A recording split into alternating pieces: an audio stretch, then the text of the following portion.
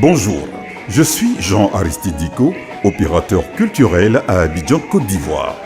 Depuis le mardi 26 avril 2016, soit 2 jours après le décès tragique du père de la rumba congolaise, un inutile et scabreux débat a lieu sur les réseaux sociaux faisant état de ce que Papa Wemba aurait été assassiné. C'est la fameuse affaire du micro empoisonné. La légèreté avec laquelle l'accusation a été portée contre le pauvre technicien nous engage tous à y voir de plus près. Car il y va non seulement de la crédibilité et de la responsabilité du technicien, mais aussi de celle de la structure qu'il emploie, des organisateurs du FEMUA et surtout engage tout un pays. Je pense que ceux qui ont posté cette vidéo n'ont pas réfléchi à 2 fois avant de faire leur sombre démonstration. Une démonstration que nous allons du reste démonter pas plus tard que tout de suite en suivant la même méthode utilisée par eux, c'est-à-dire la relecture de la vidéo du dernier concert de Shungu Mwembadio. Tout le monde le sait, Papa Wemba monte toujours sur scène avec un micro, généralement un UHF, on va dire un micro sans fil, et c'est d'ailleurs avec ce type de microphone qu'il salue son public. Bonjour Abidjan! Est-ce que vous êtes là? Nous allons maintenant vous amener au pays de la rumba, la RD Congo. Nous allons tous battre la main pour vivre l'Afrique.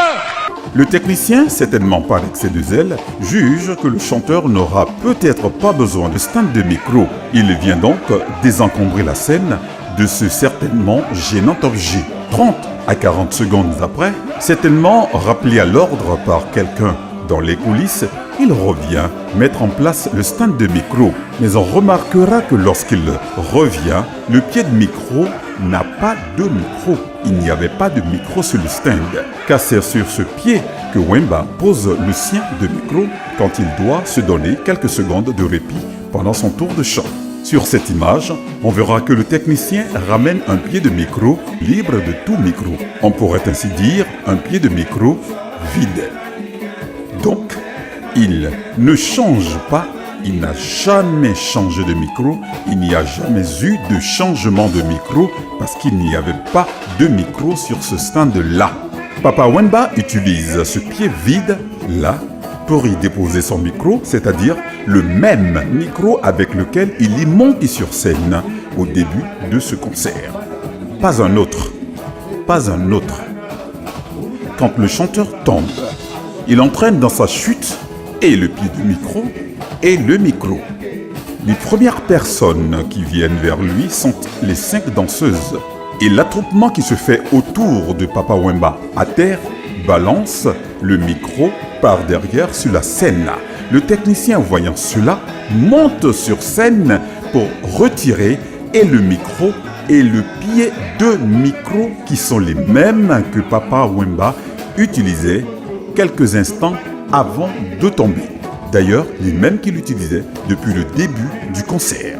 On reproche au technicien de ne pas être allé secourir Papa Wemba à terre. Il est vrai qu'il marque un arrêt, il regarde de loin Papa Wemba étendu à même le sol. Comme d'autres personnes sur la scène ou en dehors qui veulent comprendre ce qui arrive au chanteur. Dès que Papa Wemba tombe, tout le monde pense à un évanouissement ou à un malaise passager. Même l'orchestre, on le remarquera, continue de jouer quelques secondes avant d'arrêter.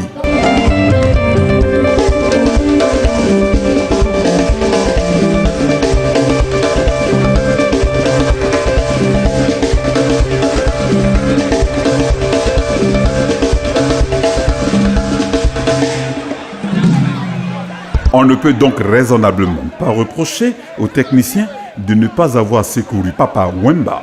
C'est un technicien. Ce n'est ni un secouriste, ni un médecin, et ce n'était certainement pas à lui de jouer ce rôle. Le complot du micro empoisonné est donc vide de contenu, mal ficelé. Cette arnaque intellectuelle ne peut perdurer, ne peut prendre et ne peut avoir raison de la solide amitié existant si bien entre les peuples frères de la Côte d'Ivoire et du Congo. Papa Wemba est certainement mort de mort naturelle. Je salue ici avec respect les 50 années de carrière de ce monstre de la musique africaine. Je salue ici avec respect cet homme qui a fait connaître la rumba dans le monde entier. Je salue sa mémoire. Dors en paix, Papa Wemba, c'est Dieu qui donne et c'est Dieu qui reprend. Lui seul.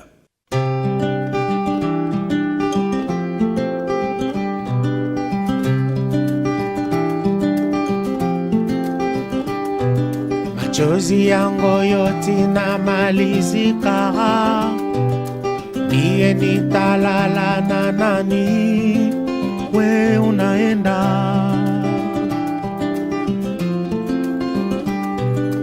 niye paka ni mawazo, niye paka ni kuwaza. We unaenda, naenda kama ile njia ya kwenda, kama ni maisha ya kufata. We dada, rwelo, rwelo, rwelo, rwelo, think that's the way.